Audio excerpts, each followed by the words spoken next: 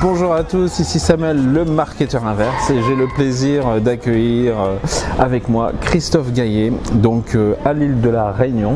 Donc on profite de son voyage et du mien d'ailleurs pour réaliser cette interview ici. Donc bonjour Christophe. Bonjour. Donc ma première question Christophe, c'est pourquoi tu as choisi ce métier déjà et finalement pourquoi tu es devenu coiffeur? Alors pour être vraiment très sincère avec toi, c'est que à l'école, j'étais vraiment pas un bon élève, comme quoi on peut quand même réussir, faire des belles choses. Et à l'âge de 14 ans, j'ai quitté l'école, mais moi avant tout, je voulais être magicien. Donc depuis tout enfant, je voulais devenir magicien. Donc j'ai dit à mes parents, je veux aller à l'école de la magie. Donc bien sûr, à l'époque, je ne sais pas si ça existait, mais mes parents me disaient, tu sais Christophe, ça c'est pas un métier, c'est le monde du spectacle. Mes parents étaient ouvriers, simplement ouvriers, donc ça les dépassait un petit peu tout ça. Donc, et moi comme j'allais très souvent à Paris, parce que j'avais mes grands-parents à Paris, donc déjà Paris, la ville lumière, puis mes grands-parents m'amenaient souvent dans des musées, au théâtre et tout, donc pour moi c'était le spectacle, donc je voulais faire ça, vraiment. Et quand je retournais dans mon sud-ouest natal, petite ville des Landes, et que j'ai expliqué à mes parents que je voulais être dans le spectacle, dans le cirque, dans la magie. Je voulais faire ça en fin de compte. Et je voulais être jongleur.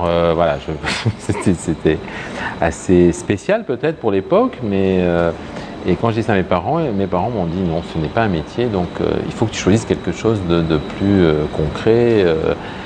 Donc voilà. Et puis j'ai fait un stage un été pour gagner un peu d'argent chez un coiffeur. Pour faire les shampoings, il avait besoin, donc j'ai travaillé pendant un mois et puis ça m'a plu parce qu'il y avait ce côté magie quand même, parce que les salons de coiffure, en fin de compte, ça vend de la beauté comme ça, mais ça rend, c'est assez spécial quand même, les femmes, de les rendre belles, il y a un côté magique quand même aussi. Donc j'ai fait une fusion entre les deux et puis j'ai dit à mes parents, en rentrant au bout de 2 mois, j'ai dit je veux faire ce métier-là parce que j'aime beaucoup la façon de travailler, la façon de raconter une histoire à une femme comme ça pour la rendre belle et tout. Je trouve que c'était très intéressant. Puis en plus, à l'époque j'avais 14 ans, donc forcément aujourd'hui, on pensait différemment. On pense différemment à 14 ans qu'on peut penser aujourd'hui à 48, donc c'est normal. Donc, et mes parents, ma mère était plutôt contente. Elle me dit mon fils va me coiffer, mais mon père peut-être un peu, il était moins, il m'a fait un petit peu la tête pendant un mois. Il a vu tout de suite son intérêt. Ouais, ma mère oui, tout de suite plus, ouais. Donc j'ai fait un cursus tout à fait classique, J'ai fait une chambre de métier, j'ai fait le CAP, le brevet professionnel, et j'ai eu surtout la chance de rencontrer des gens tout le long de mon parcours. Et il y a une personne qui a changé ma vie, qui avait ouvert un club artistique qui s'appelait le Cercle des Arts et Techniques de la Coiffure, le CAT. Et c'était un Parisien qui était venu dans le sud-ouest de la France et il m'a fait faire des concours. Donc il m'a fait découvrir une autre facette en fin de compte de la coiffure. Où là je rentrais vraiment dans le monde de la magie, dans du concours évidemment, mais moi je suis très compétiteur. Donc c'est intéressant parce que tu as beaucoup de jeunes qui ont le fonctionnement inverse, c'est-à-dire qui font ce métier tout de suite pour rentrer dans les shows et tout, et après éventuellement vers des salons. C'est une erreur. Comme tout, je pense qu'il faut commencer d'abord par le rez-de-chaussée pour monter au 10e étage. Il faut d'abord, et sans prendre l'ascenseur, on prend l'escalier, il y a une épreuve à chaque étage. Donc, et les concours pour moi m'ont appris beaucoup. D'abord de se regarder en face ton travail, de s'entraîner énormément, de prendre confiance en soi, même si on est dans le doute tout le temps. Et puis, j'ai pas gagné tout le temps, et tout de suite. Et après, il y a une année où on gagne, je pense, où ça a été l'année où j'ai remporté des choses, mais surtout, ça m'a appris à... Champion du monde, champion d'Europe. Ouais, champion de France, d'Europe et du monde. Et ce que je retiens en fait dans cette expérience, c'est de travailler avec les autres, d'être content parce qu'il y en avait d'autres qui gagnaient. Je ne vous dis pas que des fois, quand on perd, on pleure, c'est normal, mais de travailler ensemble et de toute cette jeunesse ensemble. En plus de ma section, j'étais tout seul à faire des concours, donc je prenais le bus avec tous les autres que je ne connaissais pas, mais en tout cas, on était tous ensemble pour la même chose. Donc ça, c'était... moi, je suis quelqu'un d'équipe. J'aime les équipes, je ne suis pas un solitaire. De toute façon, on ne réussit pas tout seul, de toute façon, je ne pense pas. Tout seul, on ne réussit pas. On réussit par son envie et tout ça, évidemment, ça nous appartient, mais on réussit avec les autres et pour les autres aussi. Ça, c'est très important, avant pour soi. Après, les choses se mettent en place tout seul. Donc moi, les concours m'ont beaucoup aidé pour pouvoir d'abord acquérir une dextérité dans son métier, une connaissance parfaite et surtout de rencontrer des gens et déjà de voyager dans son pays. Donc déjà, ça m'a ouvert beaucoup de choses, ça m'a ouvert la tête et de rencontrer des gens différents. Et surtout après, une fois qu'on gagne les concours, évidemment, on vous regarde avec un autre regard, hein. C'est normal ça. Et une fois que vous avez gagné beaucoup de concours, vous êtes jury, donc vous passez de l'autre côté, on passe de l'autre côté. Donc on juge les autres. Mais moi j'étais très déçu quand j'ai gagné les concours les plus importants parce qu'après on ne peut plus se représenter. Et moi j'aimais la compétition. Évidemment que c'est important de gagner, mais en soi, avec le recul, ce n'est pas le plus important. Curieusement, c'est l'expérience qui fait que. De toute façon aujourd'hui. Ouais, je fais des concours photos, j'ai fait au Canada, j'ai fait l'AIPP que j'ai gagné et ça a été pour moi très important parce que c'était une période de ma vie où j'avais changé beaucoup de choses. Donc aussi, c'était pas de gagner, de dire aux autres je suis le meilleur, c'était pas ça, surtout pas. C'est en soi de se regarder, de dire j'ai encore quand même, je suis encore là quoi. Je suis encore là, je peux encore créer, je peux encore faire, je peux encore gagner. Parce que gagner, c'est pas de dire j'écrase les autres et j'ai gagné, c'est de dire, c'est de me regarder dans le miroir et je me dis tu peux encore. Parce que je suis très dur avec moi, je suis assez dur. Par rapport aux autres. Non. Par rapport à toi-même. Non, non. Et alors, en restant très humain, on aime gagner. Hein. Tout le monde aime gagner. Mais c'est surtout de dire je suis toujours sur la course. Enfin, dans la course, et je suis toujours en tête quand même. Je peux, voilà. Et ça, c'est important pour moi. Et ça, je crois aussi, ça fait partie c'est une réminiscence de l'école quand même un petit peu, où les profs étaient assez durs avec moi, en me disant tu feras jamais rien dans ta vie, tu feras pas. Et aujourd'hui, c'est une chose qu'on traîne quand même, ça. C'est des casseroles qu'on traîne quand même toute sa vie. Hein. Sans faire de la psychologie à 2 €, hein, mais c'est juste de dire… C'est un moteur. C'est un moteur de dire oui, je suis capable de faire. Parce que moi, j'ai fait des concours, tous ces concours-là, j'ai gagné, j'ai fait le tour du monde, j'ai eu des affaires. Ça t'a permis de découvrir des choses sur toi aussi, parce que souvent, quand on te dit ça, tu réussiras pas, tu as 2 types de personnes. Hein. Tu as ceux qui finalement feront rien, et puis tu as ceux qui disent non, au contraire, je vais y arriver et j'y vais à fond. La réussite, quelle qu'elle soit, elle est différente pour chacun, mais elle cache aussi des zones d'ombre. Hein. Et on ne peut pas réussir tout le temps. Donc ce qui nous rend encore plus fort pour pouvoir aller plus haut et gagner. Je pense qu'un vrai gagneur, il a perdu beaucoup pour pouvoir bien gagner. Donc il faut savoir se relever et puis refaire de la compétition. Moi j'ai refait des choses, pas parce que… pour me prouver que j'étais capable, surtout. C'était pas par rapport aux autres. Non, non, absolument pas.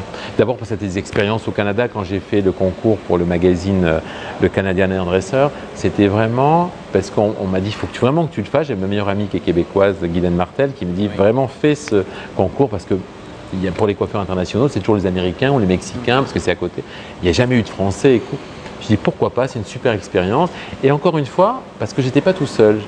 Elle m'a accompagné, c'était il y a 3 ans, et ça a été une aventure, parce que c'est vraiment ça en plus une compétition. Pour moi, c'est une aventure, c'est pas dans la douleur.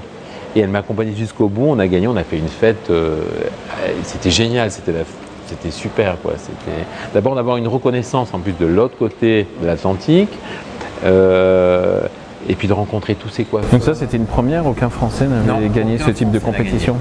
Donc ça a été pour moi évidemment une fierté, il ne faut pas avoir peur des mots non plus. Hein. Ça a été, j'étais super content et surtout je retiens une aventure. Parce que j'ai fait des photos en décembre, j'ai envoyé, il y a 2 sélections, on n'en sélectionne que 3, on voit ces photos, puis à la fin quand vous voyez que c'est votre nom, on pense à tout ça en tout cas, on pense à sa vie, on passe à l'expérience. On pense à tous les gens qu'on aime et puis c'est génial, je veux dire. Chaque expérience, de toute façon, te permet toujours d'aller de plus en plus loin et de grandir. Et à la fois, c'est important et ça ne l'est pas. C'est important pour soi et ça ne l'est pas pour tous les autres autour. Il faut bien le savoir, ça. Aujourd'hui, tout va très vite et ce n'est pas important. Mais pour soi, c'est de dire, voilà, comme je le disais tout à l'heure, je suis sur la route encore. Je peux encore faire des choses, bien sûr, à 48 ans, on n'est pas vieux, c'est pas ça que je veux dire, mais c'est important d'être toujours… Parce que la coiffure, c'est un métier de jeune surtout, c'est la jeunesse qui booste. Et moi, quand je fais un masterclass et que je vois un jeune travailler, et puis j'apprends des choses avec eux, ça me donne envie d'aller encore plus loin. Donc, en fin de compte, mon parcours est assez classique. Mais je n'ai pas calculé, je ne suis pas carriériste, jamais. J'ai rencontré les gens, mais j'ai surtout rencontré cette personne qui s'appelle Alain Sainte-Martine, qui a cru en mon travail, il lui a dit lui, il a quelque chose à faire, et il m'a allumé un peu partout comme ça, il m'a présenté aux gens les plus importants, et il m'a ouvert des portes, quoi. Donc je pouvais dire non, mais tout seul, je n'aurais pas fait ça sans lui, en tout cas. Donc pour moi, cette personne-là est très importante dans ma vie artistique, et c'est pour dire en plus à tous les jeunes aujourd'hui que tout seul, on ne peut pas. On peut juste parce qu'on a la niaque et parce qu'on a un talent, mais on ne peut pas, ça ne suffit pas. Ça ne suffit pas.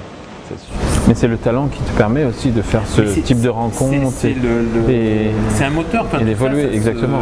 Voilà, c'est très important. Ouais, très important. Mais c'est tout classique. Classique, oui et non, en fait. Mais pour toi, c'est classique et en même temps, tu es arrivé à un certain niveau aussi, enfin, qui continuera d'évoluer, mais que tout le monde n'a pas. Mais donc, j'ai du mal en plus à me regarder comme ça. Parce que moi, je suis très dur avec moi. Donc, des fois, je me dis, oui, c'est ce que tu as fait. Même quand je fais une prise de vue, par exemple, je suis rarement satisfait. Rarement. Vraiment. Tu es perfectionniste ? Ah ouais, je pense que c'est le pire de mes défauts. Donc, je m'aime et je me déteste un peu des fois. Je me dis, t'as pas. Et alors, quand les gens me disent, c'était beau, c'était bien. Moi, au contraire, alors, je vais chercher le côté plus noir. Mais attention, hein, ça va. Hein, maintenant, je prends beaucoup de recul.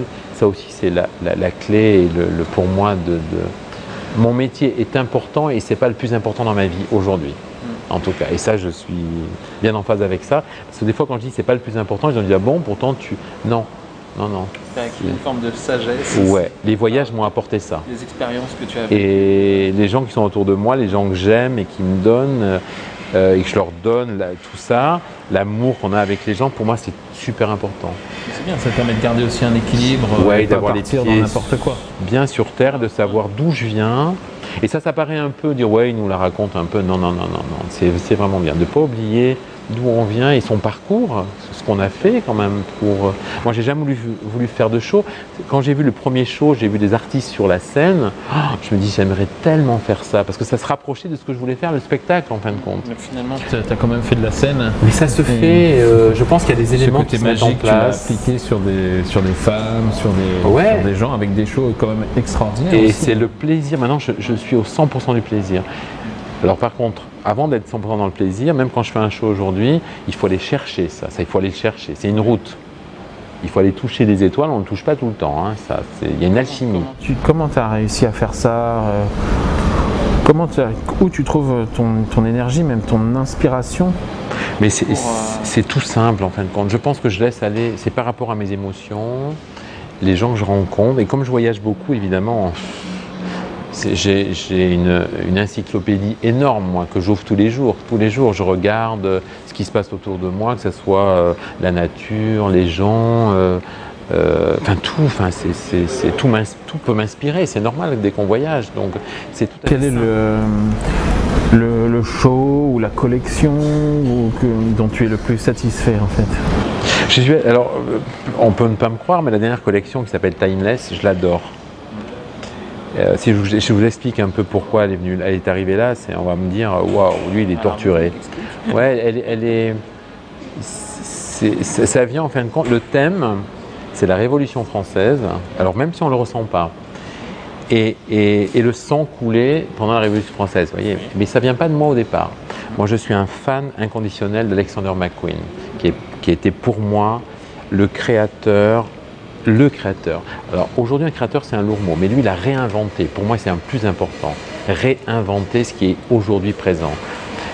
Donc, il avait fait une collection il y a peut-être pas loin de 10 ans sur la Révolution française. Et toutes les robes étaient traînées dans le sang comme ça. Donc, tout était brodé, magnifique. Et cette collection m'a beaucoup marqué. Et donc, je pense que mon cerveau a pris tout ça. Et là, c'est revenu. Et en fait, je me suis inspiré de ça. Comme quoi, l'inspiration, on est créateur de rien. On réinvente, on prend des choses. Donc, je ne sais pas si les gens qui vont nous écouter vont comprendre tout ça, mais c'est un petit peu. Mais c'est ça, enfin, dans le parcours, c'était ça. Et même la photographe a été très surprise parce qu'à un moment, j'ai fait une boule de cheveux comme ça, et j'ai coupé l'intérieur. On a l'impression de voir le cerveau. On peut le voir sur Facebook. Hein. Mais je voulais que ça soit à la fois gracieux, d'une simplicité quand même comme ça, qu'on ne sente pas tout ça, mais il y a un parcours. Donc bien sûr qu'on ne le sent pas, on ne sent pas la révolution, on ne sent pas le sang, on ne sent pas tout ça, mais ça peut déranger, et ce que j'aime aussi ça, c'est ce que j'ai aimé. Donc, ça reste intriguant, on se dit. Ouais, c'est ça. Mais c'est simple, hein. Je ne me suis pas pris la tête dans un cabinet comme Finalement, ça. c'est comme un tableau, je sais que tu es passionné aussi, je crois, de peinture ou de sculpture. J'adore. Chacun peut avoir sa perception d'un tableau aussi à sa manière, mais... J'adore par exemple, j'adore Dali, j'adore Magritte, j'adore tous ces gens qui ont pris les choses et qui nous les ont amenées. Dali, c'est sublissime quand même. On peut ne pas aimer, je peux le comprendre. Par contre, on voyage. C'est de l'imaginaire, c'est du rêve. Donc, il vous ouvre. On pose des questions. Et là, dernièrement, j'ai vu le musée de Picasso à Paris. Waouh! J'ai appris plein de choses encore. Ça réveille des choses encore. Et à la fois, je dis, quand on crée, c'est un mot qui est un peu dur. C'est un mot pas dur, c'est un mot difficile à dire. Un créateur, créer. C'est un mot qu'on n'utilise pas trop. Enfin, moi, coiffeur-créateur, c'est un mot que j'essaye de pas trop utiliser. Parce que créateur de quoi? Je me suis inspiré d'eux pour faire. Donc, mais c'est pas compliqué. Même si je vous explique un petit peu tout ce que j'ai fait, le parcours de ma collection Timeless, ça paraît compliqué. Vous dites, lui, il est torturé. Non, non, c'est d'une simplicité. Non, parce que je pense qu'on retrouve toujours, on voit effectivement le travail technique qui est énorme, le détail que tu apportes dans tes créations aussi, mais on retrouve toujours ce côté naturel et simple. C'est ce que j'aime aussi dans ton travail, c'est que tu apportes une certaine inspiration, des choses techniques, des choses belles évidemment, mais toujours de la simplicité. Alors ça, c'est un travail pour moi qui s'est mis en place un peu naturellement, dans le sens où quand on travaille, quand on commence ce métier, et ça je conseille aux jeunes, c'est qu'il faut être technique, 10 ans de technique. Comment tu fais des choses simples à partir avec des choses complexes? Oui, mais une fois qu'on a la technique, c'est là où on peut s'élever dans l'émotion. C'est-à-dire qu'après, tu as la technique, donc après tu laisses parler ton imagination, tes envies, parce que tu as la technique, donc tu l'as, tu vois, mais il faut 10 ans de travail intense. Il ne faut pas commencer par les émotions, on va créer, non, parce qu'il manque toutes les bases. Moi, je prends l'exemple, et je me répète souvent là-dessus, mais un musicien de talent, un danseur, le danseur, il ne danse pas du contemporain comme ça. Il fait les bases classiques, de danse classique. Un musicien, il apprend ses gammes avant de pouvoir jouer du rock'n'roll même. On passe, enfin, c'est obligatoire. Et nous, on a tendance à aller tout de suite couper les cheveux. On est des coiffeurs. Qu'est-ce qu'il y a dans le mot coiffeur? Coiffer. On doit savoir coiffer. Faire une boucle la plus simple possible, qui n'est pas simple. Toucher le cheveu, analyser le cheveu, ça commence par là. Après, on commence à faire une boucle, on commence à le coiffer, on commence à l'attacher, et après, on commence à le couper. Alors qu'aujourd'hui, on fait l'inverse. On vous apprend à couper. Il faut commencer à toucher le cheveu, à faire juste des mouvements, sans rien, sans peigne. Le meilleur outil pour le coiffeur, et c'est ce que je dis toujours quand j'ai des apprentis, c'est vos mains. Oubliez tout. Voyons, montrez-moi ce que vous êtes capable de faire avec vos mains. Ça c'est super intéressant. Et ça réveille. C'est vrai que dans le mot, quand on dit coiffeur, on pense tout de suite coupe, etc. Et on oublie même le sens du mot, si tu as raison. Moi, j'ai commencé la coiffure en 83. Alors, c'est le siècle dernier. Mais j'ai eu des professeurs, ils m'ont appris à faire des boucles, à brosser. Il fallait lisser. D'abord faire une belle tête de boucle avec des pinces classiques, brosser pour refaire des crans classiques. Mais aujourd'hui, je sais le faire. Et aujourd'hui, les jeunes me demandent, montrez-moi, parce qu'on ne leur apprend plus. Alors, je ne banalise pas, enfin, je ne condamne pas plutôt les écoles et tout, parce qu'il y a un programme à faire. Je sais que ce n'est pas évident, parce que moi, j'ai fait de l'école pendant 15 ans. J'ai été professeur dans une école, donc je sais ce que c'est, mais parce que le système est comme ça. Mais aujourd'hui, il faut revenir à ça. Et toutes les grandes maisons devraient, dans leur académie, imposer un masterclass de toutes les bases. Et là, il y a vraiment quelque chose à faire. Parce que les bases, c'est pas ringard. On a mis sur les bases le mot ringard, alors que non. Les bases, c'est tout. Quand j'apprends le vélo, tout de suite, on ne met pas sur un vélo et je ne fais pas des kilomètres. Il faut commencer par quelque chose. Et par les bases. Moi, je suis un fanatique de musique classique. Et il y a peut-être 3 ans, parce que je vais souvent dans les pays de l'Est, et j'ai vu une jeune artiste de 19 ans au piano avec 2 violons à côté, sans partition. Je suis tout petit à côté de ça. Je suis tout petit. Elle joue de la musique sans partition. Elle est touchée par les étoiles, quoi. C'était juste sublissime. Mais d'en parler, j'ai encore des frissons parce c'est des grandes personnes, ça, vraiment des grandes personnes qui sont touchées par la grâce et elle a eu 10 minutes d'applaudissements, de standing ovation. Je me dis, mais tu sais, peut-être qu'elle est comme toi quand elle joue, quand elle est dans son art, elle n'a pas ce recul, mais je l'ai regardée. J'ai vu de la couleur, j'ai vu des images, des réminiscences de ma vie. Elle a pu soulever tout ça. Je me dis, en plus, elle a ça, c'est-à-dire qu'elle est artiste. Elle ne sait même pas, parce que les grands artistes ne savent même pas le talent qu'ils ont, ils ne savent pas. Parce qu'ils sont touchés par la grâce, quoi. Et en plus, elle réveille, elle appuie sur des choses, sur des souvenirs, sur l'enfance, sur l'amour, sur la beauté, enfin, c'est juste la musique, de toute façon, ça a une puissance sur l'émotionnel très, très forte, c'est la vibration. C'est juste fantastique, quoi. C'est moi, voir des gens comme ça, que ce soit des sculpteurs. Moi, je suis passionné de Camille Claudel aussi, parce que à la fois elle, il y a le talent surdimensionné dans toute l'émotion, parce qu'elle a la technique.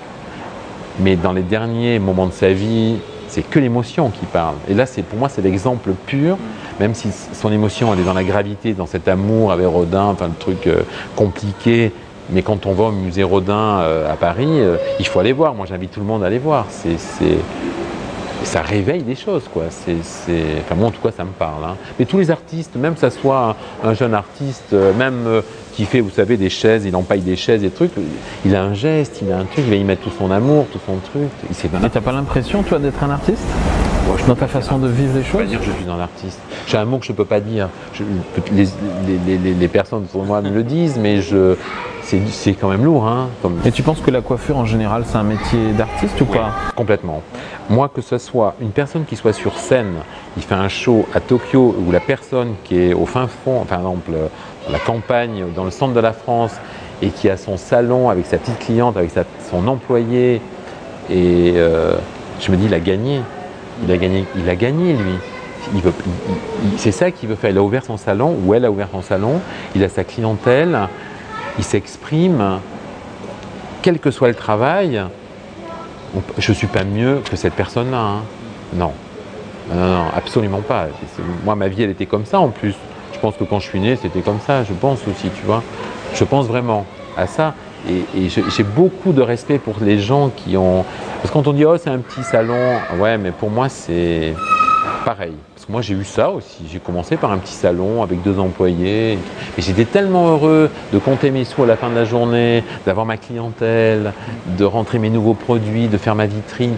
C'est tellement jouissif, parce que c'est ça, en fin de compte. Hein. Puis chaque expérience apporte un bonheur aussi. Mais j'ai autant de respect pour ces gens-là, vraiment. Ce n'est pas des gens différents de nous, on fait le même métier. On est coiffeurs, artisans coiffeurs. Et ça, pour moi, c'est important. On est des artisans de la coiffure. Donc plus le côté artisan coiffeur que coiffeur créateur. Hein, ah oui. Qui caractérise. Pour moi, ça a beaucoup plus de valeur. Parce qu'on fait partie de la même famille. Et je le vois parce que moi, quand je me déplace, mais j'ai des coiffeurs qui ont leur petit salon. Il y en a qui ont 10 salons. C'est les mêmes, hein. On parle la même chose. Il y en a certains qui m'apprennent des gestes, ils ont une autre vision, je les écoute, j'analyse, je vais m'en servir pour mon prochain stage que je vais donner ailleurs. Donc tout ça, c'est... Non, j'ai beaucoup de respect pour tous les gens qui travaillent et surtout les gens qui ont la passion pour moi. J'ai beaucoup de respect pour les gens qui ont de la passion et qui le font bien et qu'ils aiment. Pour moi, il n'y a pas plus. C'est pas parce que, encore une fois, c'est sur une scène avec 3000 personnes qui vont te regarder. C'est pas... Ouais, mais la cliente qui est dans son salon, elle va regarder son coiffeur pareil. Mon coiffeur est génial, il m'a fait une coupe. Tu vois, c'est la même chose. Où tu mets la frontière entre ce côté business aussi, parce que bon, quand tu as un salon, tu es aussi dans une entreprise. Tout à fait. Quelle est la part de l'artistique pour toi, la part de business? Est-ce que les deux fonctionnent ensemble? Est-ce que... Ouais, alors moi, quelle est ta vision par rapport à ça? Je pense, tu vois. On va dire là, pour ce coup-là, moi je suis plus artiste. Et j'ai eu des salons pendant 20 ans, j'ai eu une équipe, j'ai eu jusqu'à 25 personnes. Au fond de moi, je sais que je n'étais pas fait pour ça, vraiment, parce que j'avais toujours la tête dans les étoiles, moi. Hein. Je sais, depuis que je suis gamin, en fin de compte, j'ai toujours été... Mais je l'ai fait en tout cas, je l'ai fait. Ça a été difficile des moments, parce que manager, c'est pas évident, c'est encore plus dur aujourd'hui. Et j'ai toujours su... Je pense que j'ai eu mes affaires parce que j'avais la tête dans les étoiles avec l'artistique. J'ai pu tenir. Autrement, ça ne m'aurait pas passionné ou je me serais lassé. En tout cas, quand j'ai eu mon premier salon, je crois que c'est là où j'étais le plus heureux. Parce que j'avais acquis une certaine connaissance de mon métier artistique. Et le fait d'ouvrir son salon, c'était aussi de dire, voilà, c'était aussi un passage obligé. C'est une forme de liberté aussi peut-être ou pas pour toi, le fait d'avoir ton propre salon, oui te dire… Oui et non. Oui et non. Oui parce que tu fais ce que tu veux, c'est toi qui diriges. Mais non parce que ça te freine sur beaucoup de choses. Dans le sens où tu as cette liberté de faire ce que tu veux dans ton salon et diriger ton équipe, de travailler à n'importe quel produit, c'est toi qui fais. Mais par contre, tu n'as plus la liberté ici, là. Tu n'as plus la liberté… Enfin moi je l'ai vécu comme ça, hein, dans l'émotion, tu l'as plus non plus. Je l'ai eu à un moment donné et ça m'a perdu un peu. Parce qu'il fallait de plus ça avancer, puis il fallait faire du management. De la même façon. Ouais, autrement, il fallait… Parce que moi, j'arrive même à faire le distinguo entre les deux. J'ai mon affaire, ma cliente, mes collaborateurs. Après, je fermais la porte au salon, hop, je partais dans mon atelier, j'avais un show à faire, je faisais. Mais à un moment donné, c'est lourd, c'est dur, ça devient de plus en plus dur. Les équipes grossissent. Aujourd'hui, on sait ce que c'est qu'une entreprise. Il faut être musclé. Waouh, c'est difficile. Donc il y a eu l'entreprise, il y a eu les concours, après il y a eu L'Oréal, tu étais ambassadeur L'Oréal. Oui, bien sûr. Comment s'est passée ta rencontre avec L'Oréal? Et ça s'est fait encore une fois tout simplement parce que j'ai gagné le championnat de France et à ce moment-là, quand on gagnait le championnat de France, au festival mondial qui se trouvait à Cannes à l'époque, de mon groupement artistique qui était le CAT, qui était un événement énorme sur 2 jours, celui qui gagnait le concours du championnat de France faisait un show. Il présentait son travail l'année d'après. Donc en 1990, j'ai fait un show. Il s'appelait Art Déco, je m'en souviens encore. J'avais fait des coiffures sculpturales. Je me rappelle que j'avais collaboré avec un créateur japonais. Et il y avait quelqu'un de L'Oréal dans la salle. Comme quoi, les étoiles étaient avec moi ce jour-là. Et qui est venu me voir en backstage en me disant « Christophe, j'ai bien aimé ton travail. On aimerait te rencontrer, j'aimerais bien que tu montes à Paris. » On disait ça encore à ce moment-là. J'aimerais bien que tu montes à Paris, comme les chanteurs d'époque ou les comédiens, c'était drôle. Et j'ai pris mon train, mon petit bagage, et je suis parti à Paris. Et on m'a dit, voilà, on va te faire un show pour nous, parce qu'on aimerait bien que tu travailles pour nous. Parce que Vella m'avait contacté aussi, moi. Mais Vella avait été très honnête en me disant, à l'époque, encore une fois, m'avait dit, Christophe, ce que L'Oréal va t'offrir, nous, on ne pourra pas te l'offrir. Donc ça, c'était en 91. Donc je m'étais dirigé vers L'Oréal. Et il y avait un pays test qui était le pays de la Grèce pour savoir s'il était capable de tenir une scène, de t'exprimer. Et j'étais parti en Grèce faire le show. Apparemment, ça avait plu. Et tout de suite après, je suis parti au Japon. Donc j'ai fait des grandes villes. Après, vraiment Japon, New York. J'ai fait des choses assez incroyables qui m'ont… Donc ça a été le déclencheur. Ouais, et des gens, et surtout encore une fois, par le travail, mais des gens qui ont cru en moi. Donc ça a été aussi un moteur, et pour me motiver pour aller encore plus loin. Donc je pense qu'on se motive aussi par rapport aux autres. Enfin moi pour moi, hein, parce que je me dis il faut être seul, il y a des gens qui disent ça, pas pour moi. Moi j'ai rencontré, il m'a fallu des gens, je sais pas, enfin c'était sur mon chemin, des gens qui m'ont tendu leurs mains.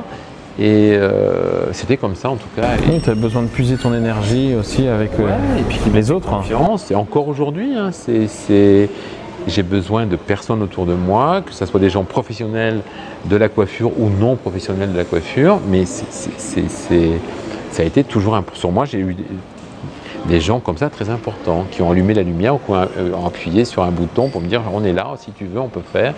Voilà, donc en tout cas, je donne toujours, hein, j'ai toujours donné beaucoup à… C'est ce qui t'a permis de créer ces opportunités de toute façon.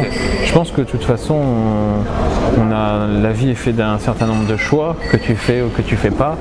Et tu as toujours le choix aussi de saisir des opportunités ou pas. Bien sûr.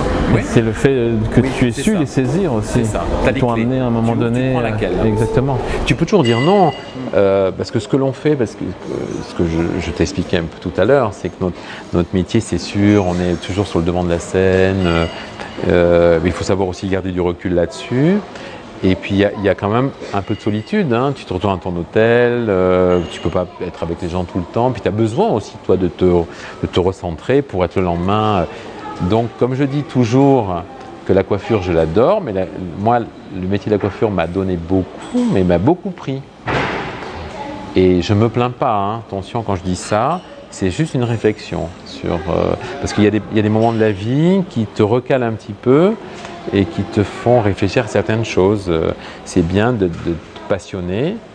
D'abord, c'est bien pour soi, mais pas pour les autres d'être passionné, hein, parce que c'est très dur à vivre pour ceux qui sont à côté. Donc il faut savoir des fois fermer un peu la porte de la passion, et puis d'avoir une passion pour les autres qui sont à côté de nous aussi. Parce qu'autrement, le temps passe et on se retrouve tout seul. Donc c'est important de... La difficulté est là, c'est très de difficile. gérer cet équilibre. Ouais. Mais maintenant, en vieillissant un peu, je le comprends. Et c'est trop important. Parce que j'ai un besoin, j'en ai besoin. Et les gens qui m'accompagnent dans ma vie en ont besoin aussi. Il faut avoir... Et du coup, ça te remotive aussi à nouveau, voilà, ainsi de suite. C'est ça qui est intéressant. Voilà. Tu ramasses encore, tu vois. Et ça, c'est important. C'est trop important. Et c'est pour ça que quand je dis, et je veux pas être celui qui dit, je dis aux jeunes quand à mon âge, et non, parce que l'expérience de chacun, je ne pense pas avoir des leçons à donner à personne. L'expérience, elle est, mais il n'y a pas d'école, il n'y a pas de cursus, il n'y a pas de conseils à donner. Je pense que le conseil que je pourrais donner, moi, c'est la générosité, être disponible, connaître bien son métier, mais avant tout, c'est bien travailler. Il faut d'abord connaître parfaitement son métier. Quand on commence un métier, quel qu'il soit, je pense, c'est 10 ans de dur labeur. Le talent ou pas, je pense qu'on est avec un potentiel. On vous le met. Tu l'utilises ou tu ne l'utilises pas. Voilà, c'est comme au jeu, quoi. Tu as ton, voilà, est-ce que voilà, tu as ça, est-ce que je peux le monter un peu plus haut? Donc après, tu as les clés, et donc c'est à toi d'ouvrir la porte ou pas, quoi. C'est des choix aussi à faire. Attention, j'ai pas fait toujours des bons choix, j'ai perdu aussi des choses, hein. J'ai pas tout gagné. Est-ce que quelqu'un t'a déjà dit tu réussiras pas? Oui, bien sûr. Les profs, comment tu l'as vécu? Pas dans mon métier. Plus dans ton enfance métier. Alors? Ouais, et puis... c'est ton adolescence? Ouais, beaucoup. Moi, à l'école, comme je disais, hein, j'étais plutôt un... J'étais bon en français, en histoire, géo, tout ça, mais moins en mathématiques. À l'époque, il fallait... voilà, tu n'étais pas bon en maths, tu étais un nul, quoi. Et c'était ça, moi je l'ai entendu. Hein. Aujourd'hui, à 48 ans, je traîne des casseroles encore de ça. Donc, j'en souffre plus, hein, ça va. J'ai fait mon... Tout va bien.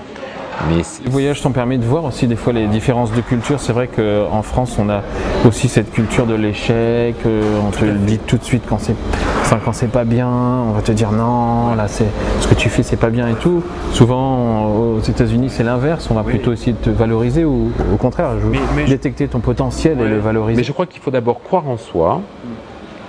Et puis écoutez, quand on va dans un pays, moi j'ai tellement appris avec les pays, mais tout le temps, moi quand L'Oréal m'appelle pour aller faire un voyage, encore aujourd'hui je la banane jusqu'ici, je suis tellement heureux que ce soit un pays que je ne connaisse pas ou des gens que je vais retrouver, je suis tellement heureux, mais à chaque fois c'est quand même, j'y vais pas, ouais je les connais, c'est génial, je vais leur montrer 3 trucs, non, c'est quand même, quand tu fais un show, il y a une espèce d'énergie, c'est très curieux, la scène c'est une planète pour moi, hein.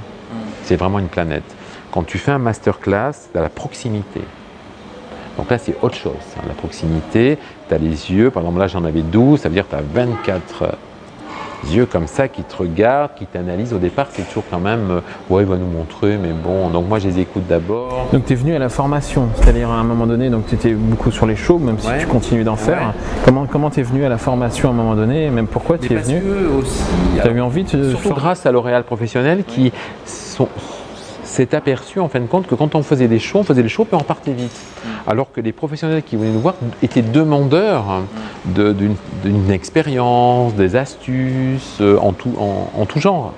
Donc c'est pour ça qu'ils ont créé après des masterclass bien spécifiques, c'est-à-dire qu'on faisait les shows et le lendemain, on recréait les coiffures qu'on avait fait le lendemain, tu vois, on expliquait, tu vois, sous forme de masterclass. Et donc ça a pris, tu vois, une certaine ampleur et maintenant... Tout le temps, maintenant, on fait des masterclass, tu vois. Et ce qui est bien, c'est que ça crée une proximité. Parce que le show, c'est quand même... Tu vois pas les gens devant toi. Hein. Moi, j'ai fait des scènes jusqu'à 5000 personnes. C'est un truc hallucinant. C'est très grisant. Et il faut savoir avoir les pieds bien dans le sol et bien enfoncés. Parce que tu peux vite péter un plomb, hein, comme on dit. Hein. C'est un truc un peu... Et je comprends qu'il y ait des jeunes, que ce soit des jeunes artistes en tout genre, peuvent un peu... Je les comprends tellement. C'est hors du temps. Parce que la scène, que tu sois musicien, comédien, acteur, tout ce que l'on veut, ça te transporte quand même. Cette relation aussi avec le public. Moi je dis toujours, oui, et puis sur scène on fait une coiffure. La fille elle arrive avec les cheveux longs ici, en 12 minutes, on arrive à faire un chignon. va faire un chignon en 12 minutes sur un salon. Tu fais pas. Ça veut dire que tu es porté par une énergie du sol et de tous les gens qui te regardent. Il y a un truc, et de là-haut. Et ça, même si on pense que je suis un peu allumé, mais c'est vrai. C'est une performance, une vraie performance. Il y a quelque chose qui se passe. Il y a des choses que je serais incapable de faire hors de scène. Il y a quelque chose, quoi. C'est une planète. Il y a des choses qui se produisent entre comment justement tu construis, je ne vais pas dire un spectacle, mais comment tu construis bien sûr, ça en fait. C'est bien de dire spectacle. Est-ce que tu prépares ça vraiment à l'avance? Oui. Est-ce que tu gardes des éléments spontanés pour la scène ou pas? Oui, tout à fait. Comment tu je suis fonctionnes? conservateur, je garde tout ce que j'ai. Je pourrais faire un musée, une expo, c'est mon rêve. On en parlera plus tard peut-être. Mais ça c'est intéressant. Ouais. Ça j'ai jamais vu encore. Ça c'est mon rêve. Et alors, parce que moi, ce que j'aime quand je fais un show, ce qui est très curieux, pendant que je coiffe, j'ai des choses. Je pense à comment j'ai fait cette coiffure. Quand je regarde aussi sur scène les mannequins qui défilent, et je sais à quel moment j'ai fait ça, à quel moment le déclin. Et ça, pour moi, c'est important aussi. Donc, c'est-à-dire que j'ai toujours incarné sur moi et je dessine. J'ai pas l'espace. Il n'y a pas d'espace-temps. Je dessine, je ne sais pas quand est-ce que je vais le faire, peut-être que je ne le ferai jamais, mais en tout cas, ça fait partie de mon histoire. C'est dans une case ici. Je ne sais pas à quel moment. Je ne suis pas dire, voilà, au mois d'avril. C'est comme un puzzle en fait. Hein. Oui. Tu as des différents éléments et à un moment, tu dis ça va s'assembler. Il y a des moments où et ça va, il ne faut pas sortir, va le mais tu as faire. l'idée. Ouais. Tu le mets, tu écris ou tu dessines. Puis après, il y a un moment donné où ça va sortir. Parce qu'il y a un élément, il manque un élément. Donc, c'est pas tout de suite. Dans ta vie, il se passe des choses et tu le fais, quoi. Donc, c'est assez simple en fin de compte. C'est tout simple. Hein. Enfin, pour moi, c'est tout simple. C'est pas plus compliqué. Parce que je pense que je prends beaucoup de recul. Peut-être trop pour certains, mais en tout cas, je prends du recul sur tout ça. Et donc, quand je fais un show, je pense à tout ça, tout le process. Même si le mot est un peu lourd aussi, mais en fin de compte, c'est ça. Ça se dit comme ça, hein, un process. J'ai coloré mes extensions, j'ai fait mes montages, j'ai eu l'idée de la coiffure, de l'histoire, parce que j'aime bien travailler les moodboards. Là, je reviens d'une tournée en Allemagne, j'ai fait 4 shows en Allemagne et je voulais que ça soit comme ça. Et ça, c'est génial. Quand tu veux que ça soit comme ça, pas en imposant, en écoutant le chorégraphe, le styliste, ce qu'il faut présenter devant les spectateurs, et on arrive à trouver évidemment une harmonie. On a trouvé du show, on a dîné ensemble. En 1 heure, on avait tout, quoi. C'est le bonheur, ça, c'est génial. C'est comme toi, tu as décidé un peu, même si le mot, encore une fois, décidé, mais oui, tu as allumé. Tu concrétises en plus. Ah, mais c'est génial. C'est génial. C'est génial. Et là encore, dans les shows, j'aime bien faire presque rien. Est-ce qu'il y a une forme d'improvisation à des moments ou pas? Pour moi, quelque chose de trop technique, ça ne vit pas. Il faut qu'il y ait de l'émotion dedans. Donc moi, c'est 80% technique et il y a 20% de je ne sais pas. Et je peux changer une coiffure avant de monter sur scène. Hein. Je veux dire, mon assistant, il me regarde toujours comme ça. Parce que ce que j'aime, je sais que je peux me tromper et ne pas réussir. Et ça, je ne l'oublie pas. C'est ce qui crée l'émotion, de savoir qu'on ne peut pas réussir. Il faut être vraiment sur le fil. Si tu dis, je vais faire ça comme ça, ok, tu l'as fait parfaitement bien. Par contre, tu n'as délivré aucune émotion. Si d'un seul coup, tu es dans la fragilité, comme les gens qui te regardent parce qu'ils font le même métier que toi, c'est là où c'est la faille. L'émotion, c'est la faille. C'est cette petite faiblesse où les gens vont dire « Waouh, la mèche, oui, tu la reprends. » D'un seul coup, il est comme nous, même s'il ne pense pas comme ça au premier degré. Mais c'est ce qui se met en place dans le cerveau. D'un seul coup, en fin de compte, il est comme nous. Et c'est là où les gens t'applaudissent. C'est la faille qui fait que… Ce n'est pas la perfection pure. Tu comprends ce que tu vois, c'est la petite chose, la fragilité, l'émotion, la fragilité. Moi, je suis fan d'une actrice, qui n'est plus là aujourd'hui, qui s'appelle Romy Schneider, qui est d'abord d'une beauté hallucinante, et juste un regard comme ça d'une caméra, elle fait rien, et moi en tout cas, elle me transporte, parce que c'est fait c'est une vraie comédienne avec toute la technique. Et ça existe dans tout domaine, hein. Et elle regarde et tu peux savoir, ça transperce l'écran, quoi. Moi, ça m'émeut. Tout se passe des fois en une fraction de seconde. Ouais, c'est ça que j'adore. Le presque rien. Sans l'avoir prévu, en fait. C'est spontané. Presque rien. De faire, par exemple, il y a une artiste qui s'appelle Françoise Guiffaut, que j'ai vue à la Haute Coiffure Française. On a invité cette artiste, vraiment, c'est une artiste avec d'une fragilité aujourd'hui. C'est quelqu'un qui a un certain âge, mais qui a une connaissance de son métier, qui est arrivé sur scène, elle fait des tresses comme ça, avec rien. juste une belle musique, elle est habillée en noir, un mannequin, sobre, une toge comme ça, un peu comme une statue grecque. Et elle a fait une tresse comme ça. Et elle avait une angoisse avant de monter sur scène. C'est ça qui était touchant. Moi, je la connais depuis longtemps. Il y a eu une standing ovation. Pourquoi? Elle est arrivée avec une simplicité de juste les doigts, aucun peigne, rien. Et elle a tissé, c'était juste sublissime. Et moi, ça a réveillé les choses. Il n'y a pas longtemps, c'était il y a 2 ans. Et je me dis, d'un seul coup, j'ai compris encore une chose. Et parce qu'elle a pris tout ce qu'elle sait, donc comme le triangle à l'envers un peu. Moi, je prends le triangle. Le triangle, en haut, il y a tout, sa technique, ses émotions, tout ce qu'elle a vécu dans sa vie, tout ça. Enfin, je pense. Hein. Et d'un seul coup, elle l'a réduit dans le plus simplement. Une belle musique, ses mains, une belle fille et une belle coiffure. Et d'un seul coup, les gens, ils ont été piqués là direct. Sans artifice, sans des coiffures comme ça. C'est un esprit très asiatique aussi, ça comme fonctionnement, comme philosophie, l'art de la simplicité donc, aussi. Le Japon est mon pays oui, ce pays m'a révélé des choses évidemment et tout simplifier. Parce que les gens pensent que simplifier, ouais, il n'a pas fait grand chose. Non, regardez où c'est placé. Regardez quelle fille il a choisi, regardez quelle robe il a choisi. C'est juste dans la bonne mesure. Ça, c'est le luxe. Mais il faut savoir le faire et tout l'art est peut-être là, justement, la différence. Oui. Et là, c'est ça que j'essaye c'est pas de faire. Parce qu'on veut toujours en rajouter. C'est normal, à 25 ans, on veut rajouter des choses et du maquillage et du truc. Moi, aujourd'hui, en photo, j'ai envie de presque rien. Quand je dis à la maquilleuse, j'ai une très bonne maquilleuse, hein, et je lui dis, je veux du maquillage, mais j'en veux pas. Point barre. Il faut que tu sois au milieu. Tu vois ? Je veux des cheveux qui bougent. Je veux une peau naturelle, donc évidemment il faut choisir la fille adéquate et tout, mais je veux pas, vas-y, on maquille, on met du stylisme, on fait une coiffure. Je veux presque rien, tu vois, mais il faut tout.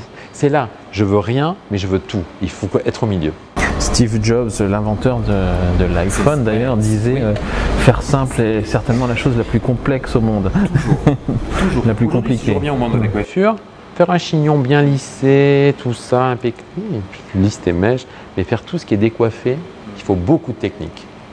Pour avoir ce naturel, il faut être au milieu. C'est le plus difficile. C'est vrai que rien que le mot naturel, on peut penser que comme c'est naturel, on fait rien. Et en fait, des fois, il y a énormément de techniques pour donner un effet naturel. Mais l'effet naturel, voilà. C'est aussi un travail technique. Pour faire du naturel, il faut passer par les 10 ans de technique pure. Que ça. Pour que ça soit facile, pour que ça soit... Mais ça, je pense que c'est dans tous les métiers aussi. Il faut beaucoup travailler, beaucoup, vraiment. Il faut aller chercher, quoi. Il faut descendre dans la mine, quoi, pour monter voir le soleil. C'est ça. Alors, comment tu arrives à t'organiser avec tout ce que tu fais aujourd'hui? Les voyages, la formation, les shows. Comment tu gères ton temps? Ouais, alors moi, c'est un peu particulier. Enfin, particulier, je sais pas. Enfin, c'est mon mode. Moi, j'ai une case pour chaque chose. Ouais. Là, aujourd'hui, je suis à La Réunion. J'ai fait une semaine. L'île de la Réunion. L'île de la Réunion, oui, parce qu'autrement ils vont dire la Réunion de quoi? À l'île de la Réunion. C'est ça, à l'île de la Réunion. Donc là, je suis à 300% à l'île de la Réunion avec mes coiffeurs, les formations, les salons et tout. Ok. La semaine prochaine, je vais être en Pologne. Donc je sais déjà ce que je vais faire, mais je vais me mettre en place à partir de dimanche matin quand je vais arriver en France. Et j'arrive ça, hein. J'oublie l'île de la Réunion, et je me mets maintenant sur la Pologne. Même si j'ai commencé à travailler un peu, et je vais être à 300% après. Tu vois, j'arrive bien. Je peux pas tout mélanger, ça me perturbe. Je peux pas. Je peux pas penser. Tu arrives à bien scinder les choses. Voilà. C'est important pour moi. Est-ce qu'on t'a imposé des choses dans des shows, dans des coiffures, des collections? Bien sûr, et j'ai beaucoup appris. Ouais. Parce qu'en me disant, je veux ça comme ça, pour des collections. J'ai beaucoup appris en travaillant avec des photographes qui ne connaissent pas le métier, enfin qui ne connaissent pas toutes les trucs, voilà, tu vois, la fille elle est blonde, elle est belle, hein, mais tu me l'as fait brune avec les cheveux courts alors que les cheveux longs, ok. J'ai beaucoup appris toutes les astuces, tout ça. J'ai beaucoup appris les gens qui ne sont pas du métier aussi. Les coiffeurs, les maquilleurs, les photographes, qui connaissent quand même le monde de la coiffure, mais qui ne connaissent pas toutes les astuces. En shooting, moi j'ai beaucoup appris, beaucoup, vraiment. Avec des photographes, avec un œil du photographe, j'ai beaucoup appris. Donc, tu as été aussi dans l'univers de la haute coiffure française? Oui, bien sûr. Direction artistique? Ouais, j'ai vu ça aussi. C'est difficile, la haute coiffure française. Il y a, par exemple, là actuellement, l'équipe est composée de 10 coiffeurs, avec 10 univers, avec 10 mentalités.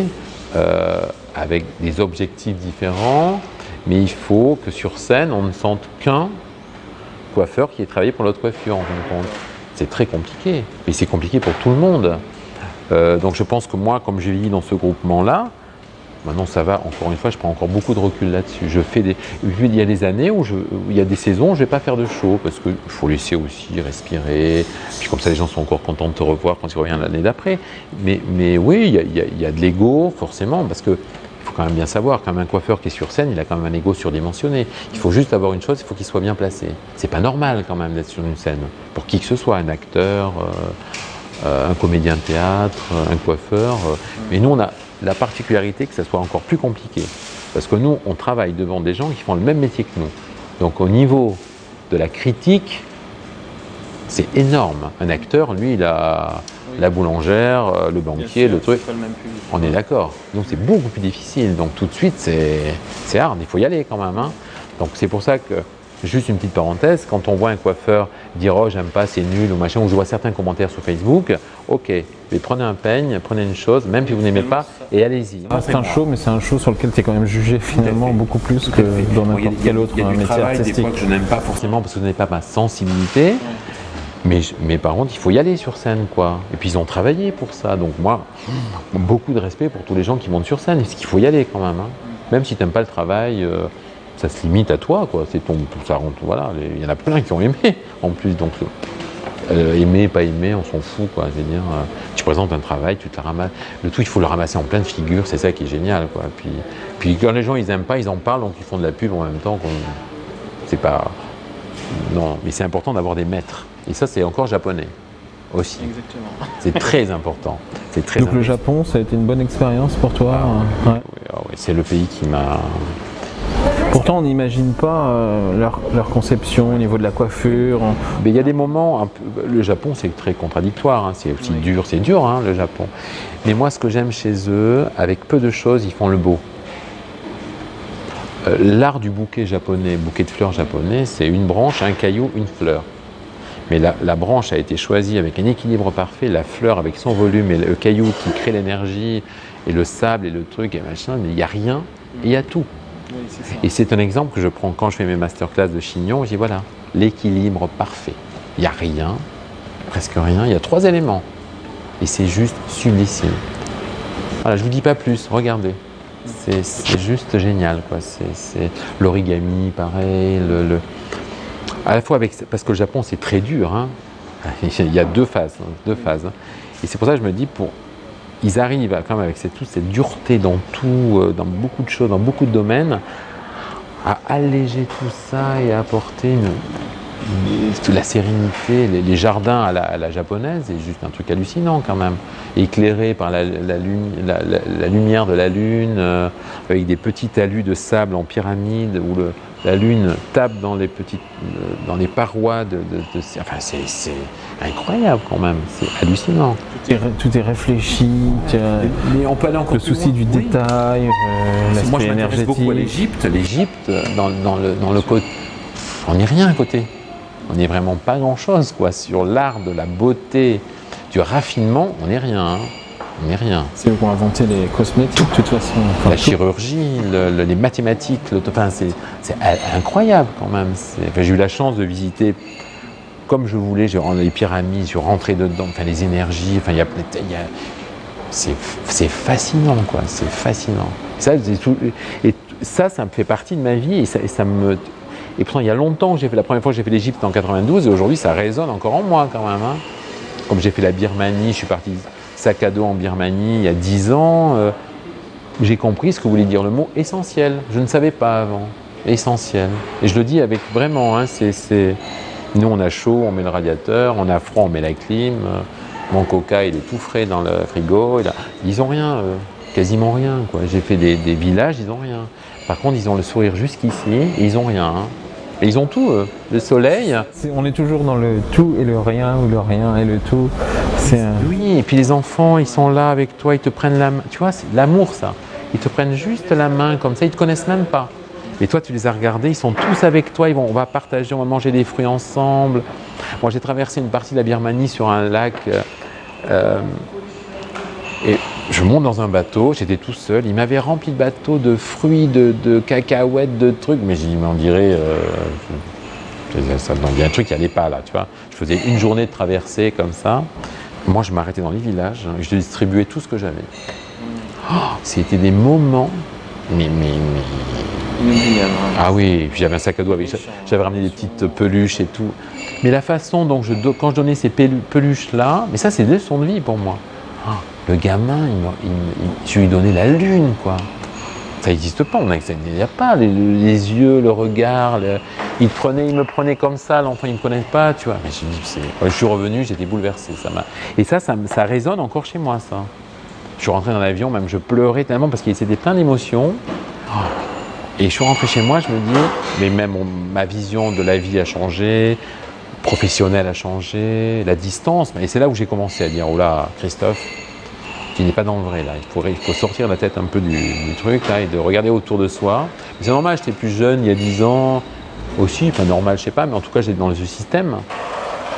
Mais on ne peut pas aller contre ce système non plus. Là j'ai froid, j'allume mon radiateur, je vais dire. Mais eux ils m'ont appris ça. Maintenant je sais ce que veut dire essentiel et la simplicité. Donc ça c'est super important pour moi, vraiment. Ouais. Mais moi je crois que j'aurais dû faire dans ma vie, si je devais faire autre chose, je ferais de l'humanitaire. Ouais. Et de plus en plus, au fond de moi, aller aider les personnes âgées, ou aller aider les enfants malades, ou aller, je le ferais ça, oui, on devrait le faire tous même. Et ça, c'est pas démago ce que je dis, hein, c'est vrai, hein, mais en tout cas, l'artistique en général est souvent associé à ce côté humanitaire aussi.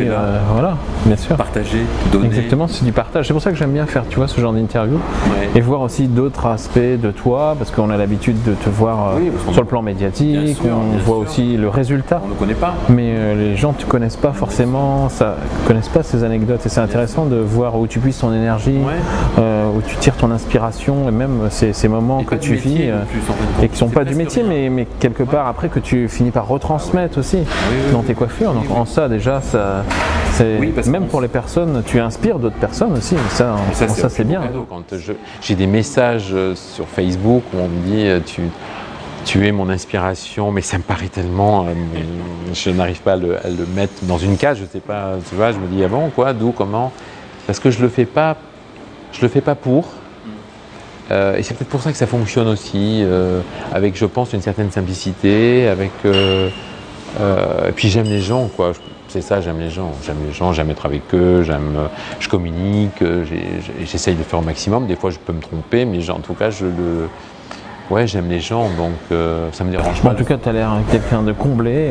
Oui, on a découvert ton secret aussi à travers tout ce que le secret d'un homme comblé aussi à travers tous ces voyages, ces inspirations. Et attention, il y a toujours quand même une partie sombre, hein. Puis moi, je me crée enfant, j'étais comme ça, mais je me crée mes mondes, je me crée mes trucs. Oui. Ma meilleure copine, c'est Mary Poppins, moi, donc il faut voir quand même. Hein. C'est ça, tu vois. J'ai 48 ans quand même, donc. Mais la vie aujourd'hui, quand même, elle te ramène bien sur terre. Tu sais que les Disney, c'est éternel. Il n'y a pas d'âge pour ça. Parce qu'on est dans un monde aujourd'hui, on peut pas dire ce qu'on aime, ce que tu sais. Des fois, il y a des choses. Moi, j'ai pas peur de dire la musique que j'écoute. En ce moment, j'écoute Kenji Girac. Écoute, tu vois, Kenji, la musique gitane, mais ça te fout une pêche. Tu fais ça, même si tu n'aimes pas, mais tu tapes. Il y a de la musique, c'est le soleil, quoi, tu vois. Mais toutes les musiques sont intéressantes. Mais bien sûr, et j'ai pas honte de dire j'aime ça, je m'en fous, moi. Bien sûr, parce que quand on est simple, on aime des choses simples aussi, des choses qui font du bien. Mais il faut savoir le faire. En fait, c'est ça le luxe. De savoir, au bord de la plage, là, manger un sandwich, on est bien quand même, tu vois. Moi-même, quand je suis chez moi, je me dis quelle chance, waouh, coucher du soleil.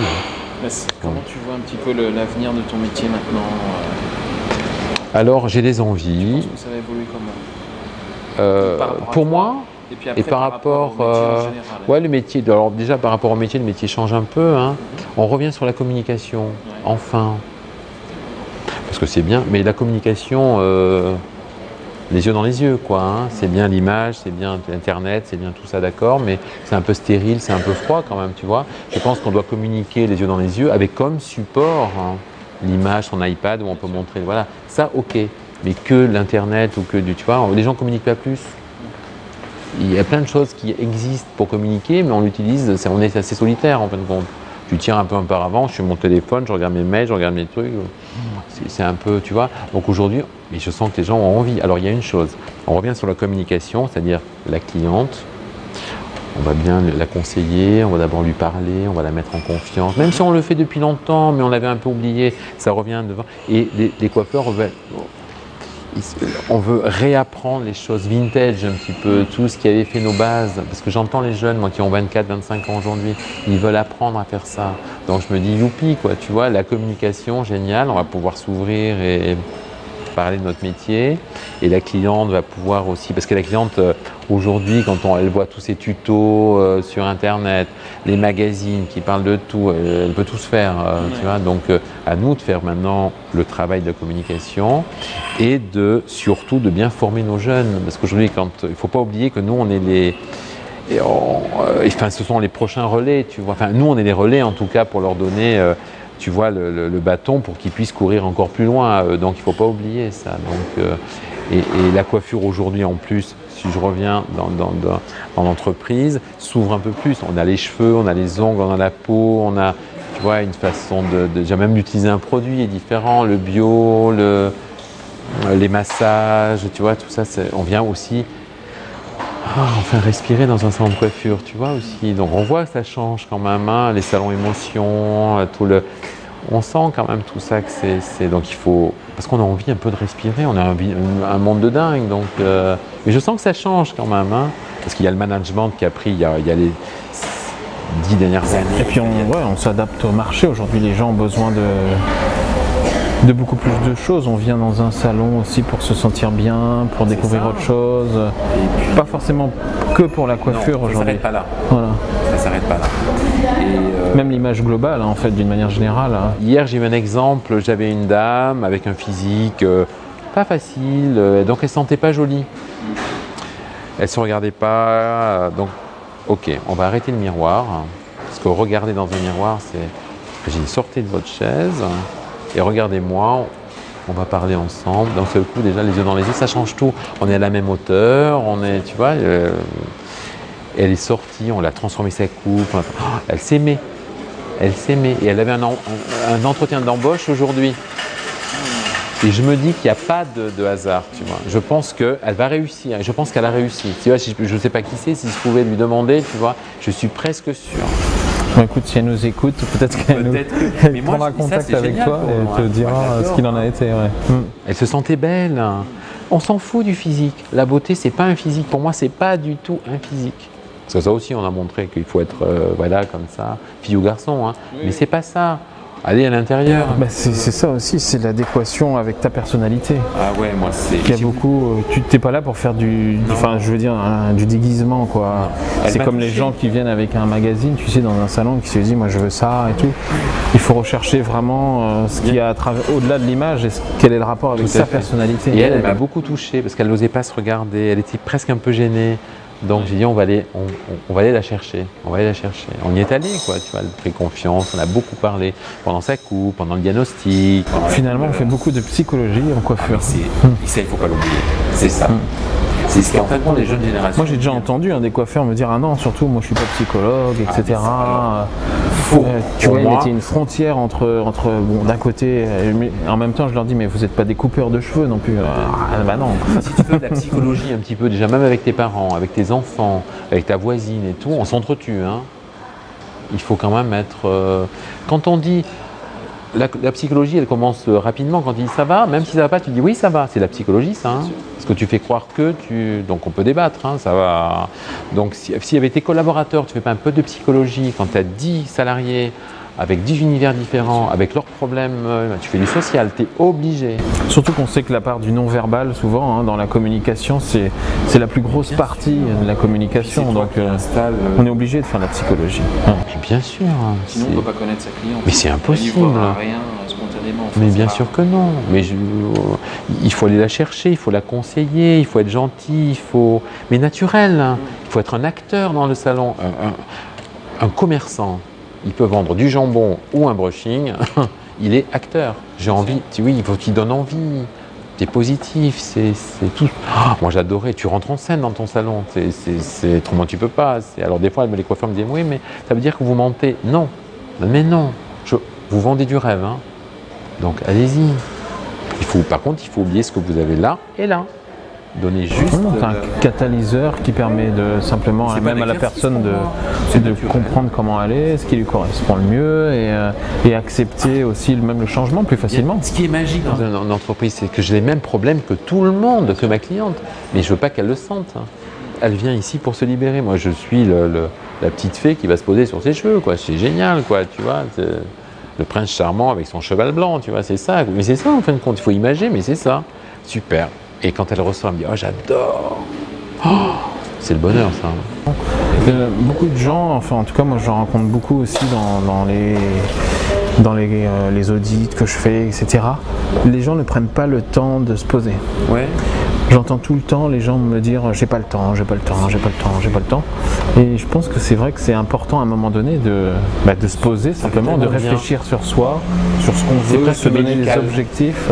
Je m'arrête, ça fait du bien. Exactement. Ça fait beaucoup de bien. Et dans tout ce que tu m'as raconté pendant l'interview, c'était ça aussi. C'est ça. À chaque fois tu prenais, chaque fois que tu avais une expérience, mais tu prenais le temps aussi de l'analyser. Tout à fait. Et d'en tirer des leçons, de te servir des choses de ces expériences. Pour t'enrichir. J'arrête, j'ai pas le temps, parce que moi je vois travailler les gens, on travaille, moi aussi mon ordinateur, je travaille dans l'avion, je travaille dans le bus, je travaille dans le truc, je travaille dans le métro, je travaille dans le... Non mais non, avant on faisait les choses, on en faisait peut-être plus qu'avant. Bon, j'ai lu beaucoup de choses aussi sur la philosophie, mais des choses simples, hein, l'art du bien-être, tu vois. Même si c'est des choses que tu sais. Moi le livre quand je l'ai fini, je savais tout ça, mais ça a allumé la lumière encore une fois, tu vois, je le savais, mais... Ça va. Il faut juste repositionner les bons éléments aux bons endroits. Tu te mets à table, prendre le temps de manger, c'est rien, tu vois, ça paraît banal ce que je dis. Hein. Ça transforme une vie. Hein. Moi, je sais, moi, je mangeais comme ça. Tu prends le temps de te reposer. Tu arrives, tu te reposes un quart d'heure. Tu lis, tu regardes un peu la télé. Mais même des choses les plus, tu vois, les plus nulles, on s'en fout. Tu te détends, tu te mets un peu de musique, tu te bois un petit verre de vin. Ça aussi, les 15 minutes là, elles sont... super important, très important. Écoute, ça va être notre conclusion, tu vois, l'art de gérer le temps et la simplicité. Et puis, voilà. Écoute, nous on va trinquer, on est à La Réunion, alors on va finir sur un petit punch local, il n'y a pas de raison. Et puis, moi je vous retrouve dans une prochaine vidéo. Et puis, merci Christophe, en tout cas. Merci de kilomètres de la France. Et voilà, en tout cas, on pense à vous et puis on vous dit à très bientôt. Merci.